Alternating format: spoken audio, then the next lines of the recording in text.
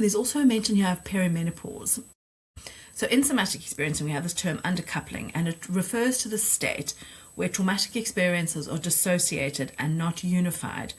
So it can hinder emotional processing, where we have parts of experiences split off, and then we have to work to kind of recouple things. So we either uncouple overactive responses, or we kind of recouple things that are underactive to facilitate healing and kind of unity. And what I've noticed is that so for women, each time we get our period, if there are things that we're not tending to, so things that are undercoupled, where we're not having a kind of a unified reaction, or some of our responses are split off or dissociated, that will burst to the fore when we get our periods. So anything that's undercoupled or uncoupled.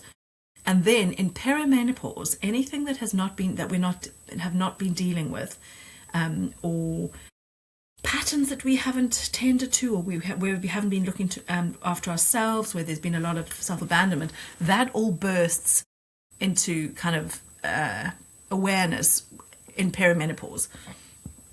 So it might be, I wonder if this listener, if anything that was not dealt with from the traumatic postnatal period from 9 years ago might be bursting forth, and because of perimenopause. So perimenopause is a time when everything that's uncoupled and undealt with will come up. And so that would indicate that there's a need to look at all of those things. And I know that there's a therapist. I hope the therapist is helpful and there's good work. Somatic experiencing can help with that. And something body-based to maybe help with processing what went around the postnatal periods. Craniosacral therapy could be really helpful. Neuroaffective touch could be really helpful.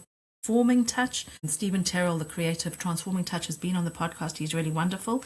That could be an option. All of those can be really helpful to help with anything that's uncoupled and that needs to be processed.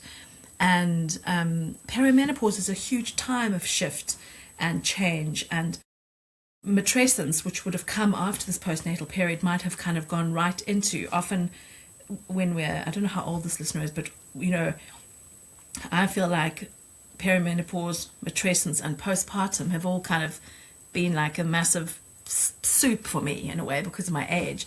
And so that might be the case here. So such gentleness and maybe the need for more support, more type of therapy, more body-based things to process through all of this.